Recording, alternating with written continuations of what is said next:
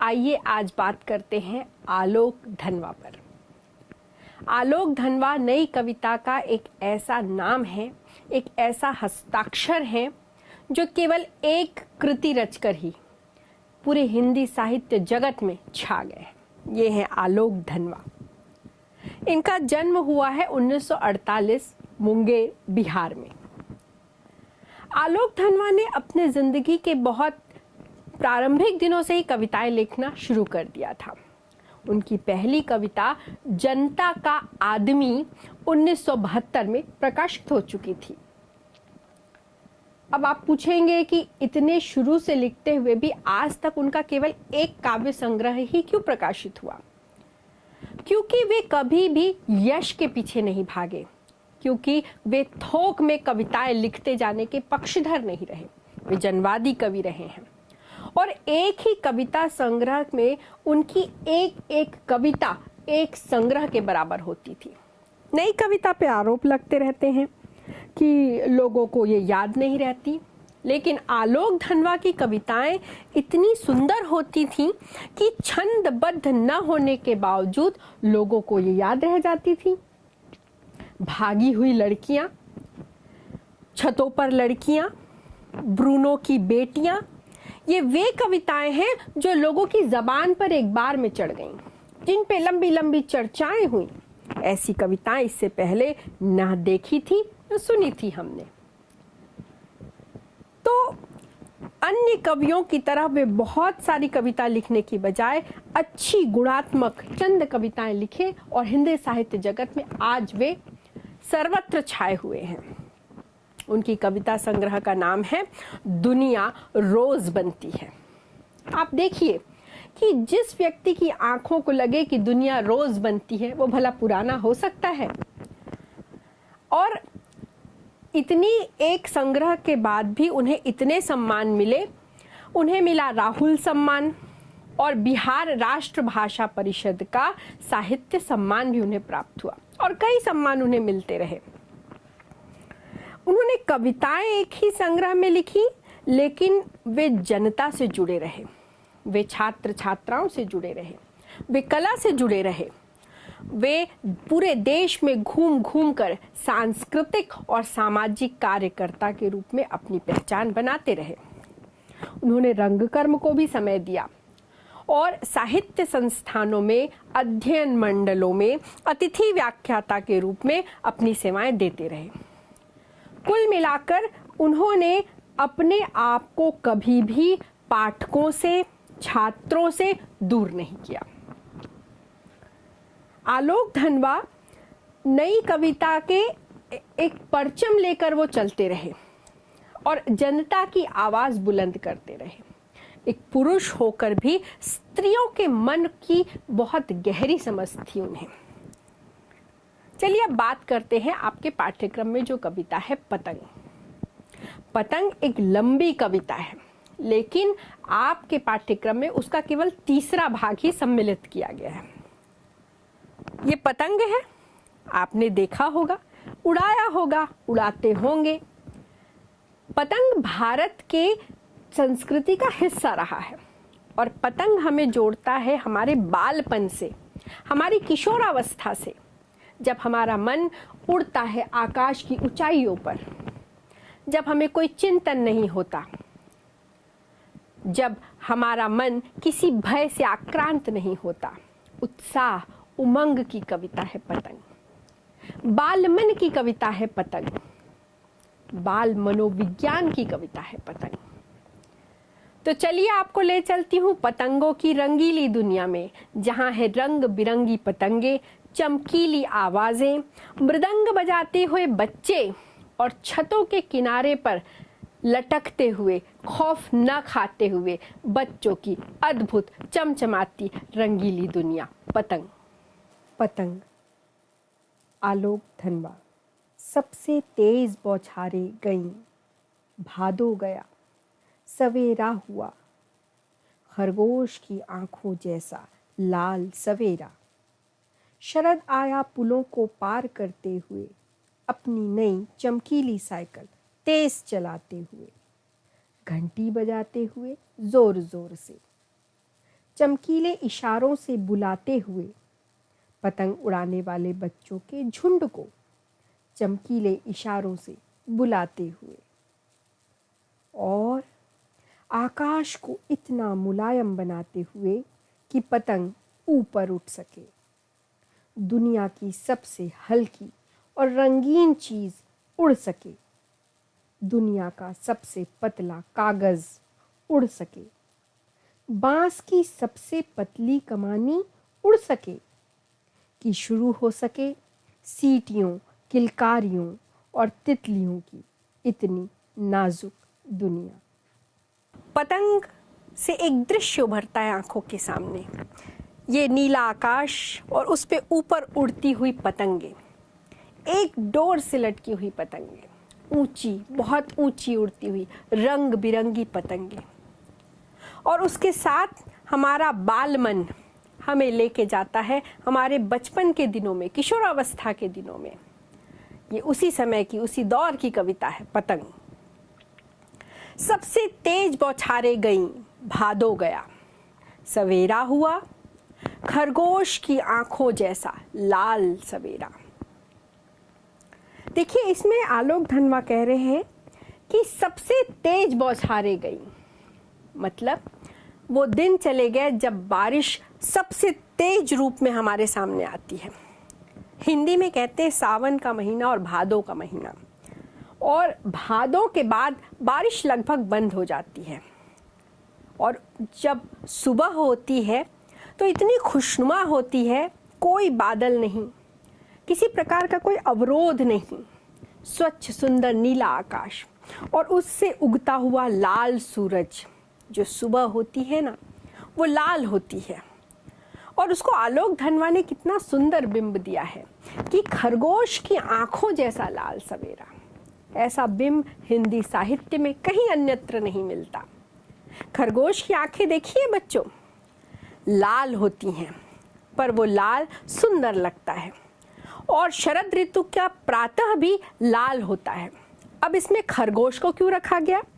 क्योंकि खरगोश भी बच्चों जैसे होते हैं, इधर से उधर फुदकते रहते हैं, बच्चों की जैसे कोमल होते हैं। इसीलिए शायद आलोक धनवा ने लिखा है कि खरगोश की आंखों जैसा लाल सवेरा। शरद आया पुलों को पार करता हुआ। अब आप देखिए, शरद वैसे एक ऋतु है, लेकिन यहाँ पर शरद का मानवीकरण किया गया है। जैसे शरद कोई ऋतु न होकर कोई बच्चा है जो पुलों को पार करता हुआ आ गया है। अब आप पूछेंगे ये पुल कौन से हैं? ये पुल हैं जो पिछले शरद और इस शरद के बीच में जो ऋतुएं आई हैं, हेमंत ऋतु, बसंत ऋतु, ग्रीष्म ऋतु, ये सारी ऋतुएं जो हैं वो पुल हैं। और इन पुलों को पार करता हुआ शरद एक नन्हे बच्चे की तरह आ गया है।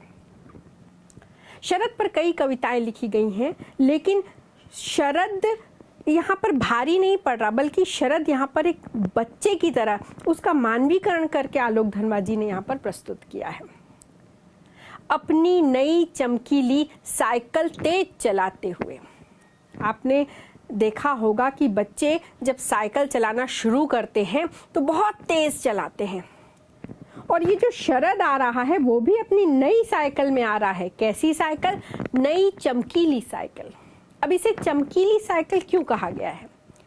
देखिए, जब शरद ऋतु में सूरज पेड़ों के बीच से झांकता है तो बहुत तेज चमक आती है। आप उस चित्र को याद करिए कि आकाश है और वहां पे पेड़ों के बीच से सूरज बहुत तेज चमक के साथ झांक रहा है, घंटी बजाते हुए, जोर जोर से, चमकीले इशारों से बुलाते हुए।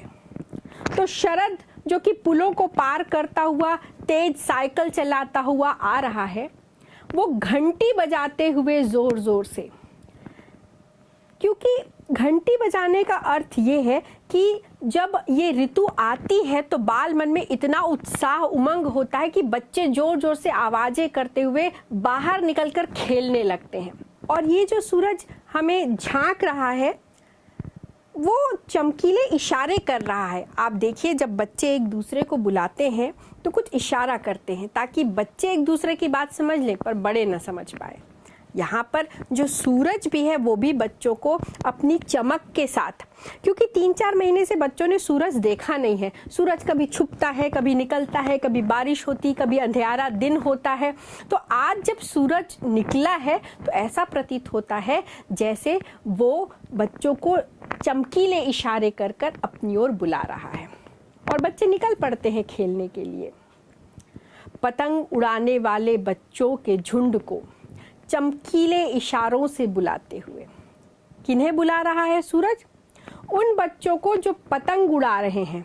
और पतंग कभी भी अकेले नहीं उड़ाई जाती, एक पतंग उड़ाता है, दूसरा बच्चा जो है वो मांझा पकड़ता है, किसी दूसरे बच्चे की पतंग से वे पेंच लड़ाते हैं।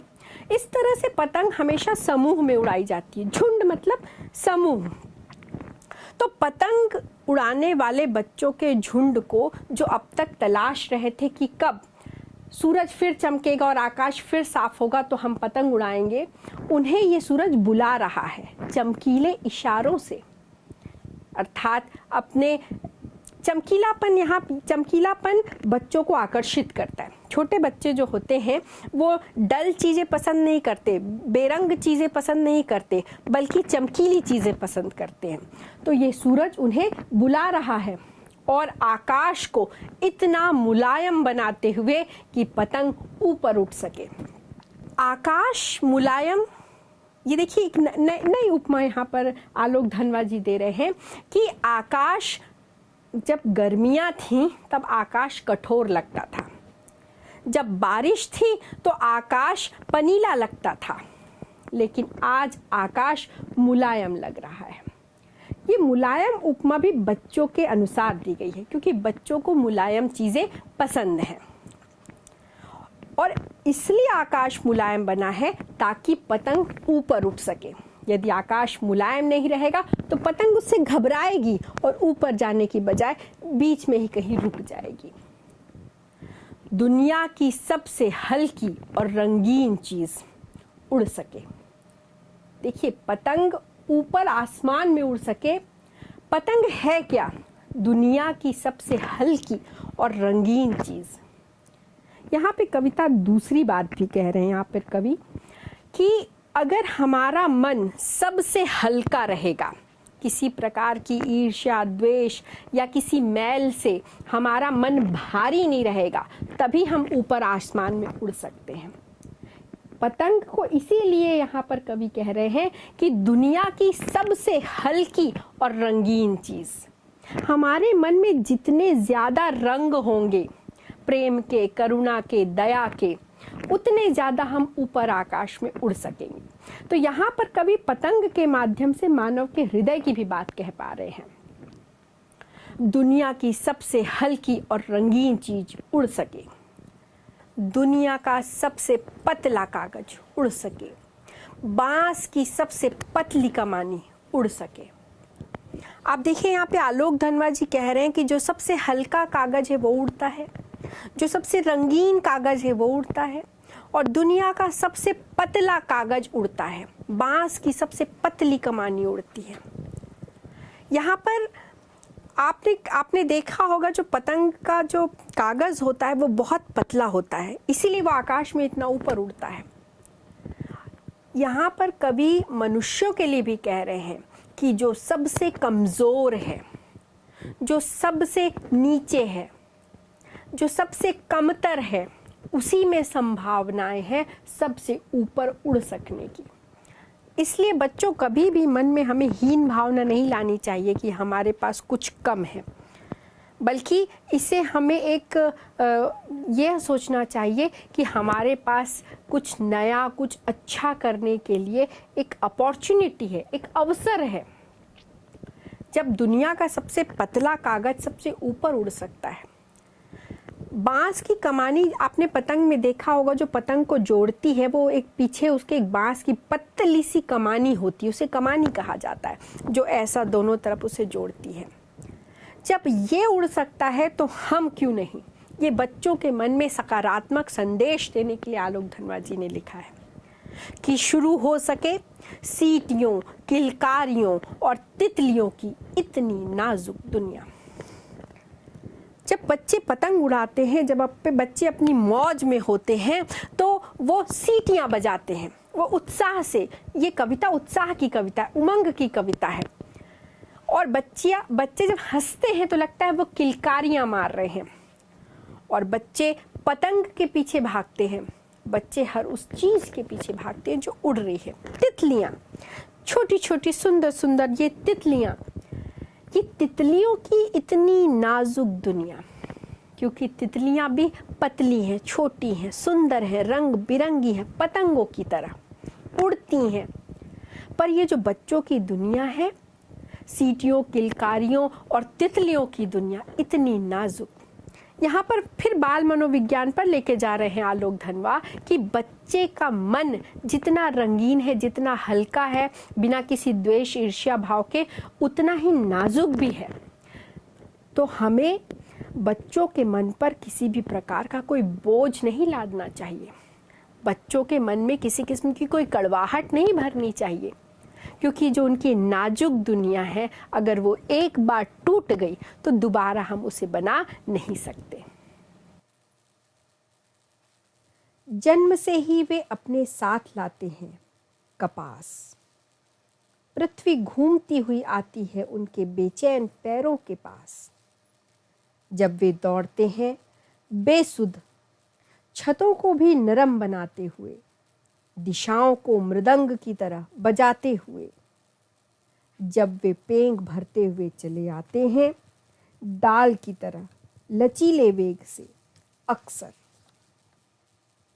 छतों के खतरनाक किनारों तक, उस समय गिरने से बचाता है उन्हें सिर्फ उनके ही रोमांचित शरीर का संगीत। पतंगों की धड़कती ऊंचाइयां उन्हें थाम लेती हैं, महज एक धागे के सहारे, अपने रंध्रों के सहारे। जन्म से ही वे अपने साथ लाते हैं कपास। कपास क्या है बच्चों? कपास है रुई जो पौधे में लगी रहती है, जब पौधे से उसे निकाला जाता है उसे हम कहते हैं कपास। बच्चे भी जन्म से अपने साथ कपास लाते हैं। अब कपास और बच्चों में क्या समानता है? कपास जैसे सफ़ेद शुभ्र होता है, वैसे बच्चों का मन भी बिना किसी मैल के शुभ्र धुला धुला होता है, श्वेत होता है, कोई दाग नहीं होता, मैल नहीं होता उसमें। और कपास हल्का होता है, बच्चों का मन भी हल्का होता है, जिसे धीरे धीरे दुनियादारी के बोझ से हम भारी करते जाते हैं। तो वे जन्म से ही, कोई भी बच्चा जन्म से बड़ा हल्का मासूम, इसीलिए हम कहते हैं बच्चे के जैसे हंसना, बच्चे के जैसे रोना। बच्चा क्षण भर के लिए गुस्सा होता है, दूसरे ही क्षण फिर उससे मित्रता कर लेता है। तो जन्म से ही वे लाते हैं कपास, पृथ्वी घूमती हुई आती है उनके बेचैन पैरों के पास। देखिए, पृथ्वी तो घूम ही रही है, लेकिन यहाँ पे कवि कह रहे कि पृथ्वी घूमती हुई आती उनके बेचैन पैरों के पास। बच्चों के पैर बेचैन है, बच्चे एक जगह टिक के नहीं रहते, वो बेचैन रहते कुछ करने के लिए, उत्साह रहता है इधर से उधर भागने का। और जो कहते हैं हम कि यदि हम कुछ करना चाहें तो पृथ्वी स्वयं हमारे लिए उसके प्रयोजन बना देती है। तो पृथ्वी जो घूम रही है वो घूमते घूमते ही जैसे इन बच्चों के पैरों के पास आ गई है, जहां बच्चों को दौड़ते हुए ये एहसास ही नहीं है कि पृथ्वी घूम रही है। जब वे दौड़ते हैं बेसुध, छतों को भी नरम बनाते हुए। जब बच्चे दौड़ते हैं तो उन्हें कोई सुध नहीं रहती, उन्हें कुछ होश नहीं रहता, उन्हें कोई भान नहीं रहता, वे बेसुध होकर दौड़ते हैं। और जब वे ऐसे दौड़ते हैं तो छतों को भी नरम बनाते हैं। देखिए, वैसे तो छत कठोर होती है, चुभती है, बहुत हम कूदते नहीं हैं, लेकिन जो बच्चे हैं वो इतने मन से हल्के होते हैं और पतंग के पीछे इतनी खुशी से भागते हैं कि उन्हें ऐसा लगता है जैसे छत गद्दे की तरह नरम बन चुकी है। हमारे जीवन में भी जिस काम को हम उत्साह और उमंग से करते हैं उसके पीछे हमें कोई भार, कोई कठोरता महसूस नहीं होती। दिशाओं को मृदंग की तरह बजाते हुए, मृदंग एक वाद्य यंत्र है बच्चों, जिसे बजाने से आवाज निकलती है। और जब बच्चे दौड़ते हैं तो वो इतनी तरह तरह की आवाजें निकालते हैं खुश होकर, उमंग से, कि ऐसा लगता है कि दिशाओं को मृदंग की तरह बजाते हुए बच्चे दौड़ रहे हैं। देखिए, दृश्य बिंब भी अभी तक तो दृश्य बिंब थे, शरद का ऋतु, भादों का महीना, दौड़ते हुए बच्चे, लेकिन यहाँ पर आप देखिए कि ध्वनि बिंब है, दिशाओं को मृदंग की तरह बजाते हुए। जब वे पेंग भरते हुए चले आते हैं डाल की तरह लचीली वेग से, अक्सर कवि कह रहे हैं कि पेंग भरते हुए चले आते। अब बच्चों, पेंग क्या होता है? आपने देखा होगा जब आप झूला झूलते हैं तो आपको कोई पीछे खींच के धकेलता है, फिर पीछे आप जाते फिर धकेलता है। ये जो अपने आप झूले को धकेलने के बाद उसका वापस आना है और पुनः तीव्र गति से जाना, इसे कहते पेंग भरना। और बच्चे जिस गति से दौड़ते हैं ऐसा लगता है उन्हें कोई पीछे से धकेल रहा है। तो जब वे पेंग भरते हुए चले जाते हैं डाल की तरह लचीले वेग से, अक्सर आपने देखी होगी डाल जो होती है, जब हम उसे खींच कर छोड़ देते हैं तो अपने आप उसके लचीलेपन से वो एक तरफ से दूसरी तरफ चली जाती है। बच्चों में भी अक्सर डाल की तरह लचीलापन होता है, वो इधर उधर ऐसे कूदते हैं जैसे उनमें बहुत लचीलापन है, कठोरता नहीं है। छतों के खतरनाक किनारों तक उस समय गिरने से बचाता है उन्हें सिर्फ उनके ही रोमांचित शरीर का संगीत। तो जब बच्चे पेंग भरते हुए दौड़ते हैं, जब बच्चे डाल की तरह भागते हैं, तो वो ये भी भूल जाते हैं कि वे छतों के किनारों पर खड़े हैं। आप देखिए, ये बच्चा जो छत के किनारे पर खड़ा हुआ है पतंग उड़ाते हुए, उसे ये ध्यान ही नहीं है कि वो इस किनारे से गिर भी सकता है। और बच्चे पतंग उड़ाते उड़ाते अक्सर आपने देखा होगा कि उन्हें ध्यान नहीं रहता, वो छत के किनारे पर पहुंच जाते और उन्हें कोई डर नहीं रहता, और ज़्यादातर वे गिरते भी नहीं हैं। उस समय गिरने से बचाता है उन्हें। देखिए, कवि कह रहे हैं कि वो बच्चा जो किनारे खड़ा है पतंग उड़ा रहा है, वो इसलिए नहीं गिर रहा, उसे बचा रहा है सिर्फ उनके ही रोमांचित शरीर का संगीत। उनका शरीर रोमांचियत से भरा हुआ है, उत्साह से भरा हुआ है, खुशी से भरा हुआ है, और पतंग को इस रोमांच से उड़ा रहे हैं कि उनके शरीर में एक संगीत सा बज रहा है। और यही रिदम, यही संतुलन उन्हें गिरने से बचाता है। पतंगों की धड़कती ऊंचाइयां उन्हें थाम लेती हैं, महज एक धागे के सहारे। पतंगों के साथ साथ वे भी उड़ रहे हैं अपने रंध्रों के सहारे। कितनी सुंदर कविता है, देखिए। उनके रोमांचित शरीर का संगीत उन्हें बचाता है, और जो पतंग जो उड़ रहा है उसमें एक धड़कन है उस ऊंचाई में, इसे बच्चे भी थाम लेते हैं, उस धागे से उस पतंग को थाम लेते हैं और रोमांचित हो उठते हैं। और एक धागे में पतंग बंधी है और उस एक धागे में बच्चे का मन भी बंधा है। पतंग के साथ बच्चे भी उड़ रहे हैं। अब बच्चे शरीर से नहीं उड़ रहे, लेकिन बच्चे मन से उड़ रहे हैं। जब भी हम खुश होते हैं तो हमारा पैर जमीन पर नहीं होता, हमें ऐसा लगता है कि हम उड़ रहे हैं, और ये खुशी बच्चों की उन्हें पतंग के साथ साथ उड़ा रही है अपने रंध्रों के सहारे। रंध्र मतलब छिद्र, जो हमारे रोम रोम में छिद्र हैं। अर्थात बच्चे इतने खुश हैं कि उनके शरीर का अंग अंग उड़ रहा है, रोम रोम उड़ रहा है। बच्चों का हृदय आकाश में पतंग के साथ साथ उड़ रहा है।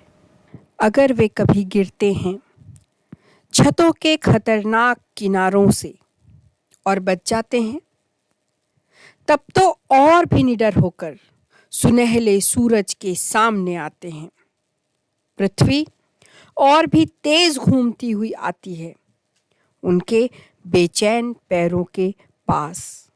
बच्चों, ये जो अंतिम पद अभी आपने सुना कि अगर वे कभी गिरते हैं छतों के खतरनाक किनारों से, कि वैसे तो बच्चे अपने रोमांच से गिरते नहीं, पर अगर वे कभी गिरते हैं, मान लीजिए कि कभी दुर्घटना से वो गिर गए, छतों के खतरनाक किनारों से और बच जाते हैं, क्योंकि ऐसा कहते हैं कि बच्चों के साथ भगवान होता है और बच्चों की हड्डियां नरम होती हैं और बच्चों में एक इंस्टिंक्ट होता है अपने आप को संभाल लेने का। तो मान लीजिए अगर वो कभी गिर जाते हैं इन खतरनाक किनारों से और बच जाते हैं, तब तो और भी निडर होकर सुनहले सूरज के सामने आते हैं। बच्चों, जब तक हम किसी काम को करने से डरते हैं तब तक डर हमें आगे नहीं बढ़ने देता, लेकिन जब हम गिर गए तो हमारा डर भी खत्म हो जाता है कि क्या होगा, गिरेंगे, थोड़ा बहुत लगेगा, थोड़ी बहुत चोट आएगी। तो अब जब बच्चा पतंग उड़ाने जाता है तो वो निडर होकर जाता है। आप देखिए कि बच्चे कभी भी डरते नहीं हैं, बल्कि जब एक बार वो डर का सामना कर लेते हैं तो उनके अंदर उत्साह दुगना हो जाता है, निडरता आ जाती है। तो बच्चे निडर होकर सुनहले सूरज के सामने आते हैं, जो शरद ऋतु का सूरज है, जो चमक रहा है आकाश में, सुनहला अर्थात सोने के रंग की तरह पीला दिखाई पड़ रहा है। बच्चे उसके सामने निडरता से आंखें मिलाकर आते हैं। पृथ्वी और भी तेज घूमती हुई आती है उनके बेचैन पैरों के पास, और वो जो पृथ्वी पहले पतंग उड़ाते समय इनके पास घूमती हुई आई थी, अब इनका उत्साह इतना दुगना हो गया है, निडरता भी जुड़ गई है।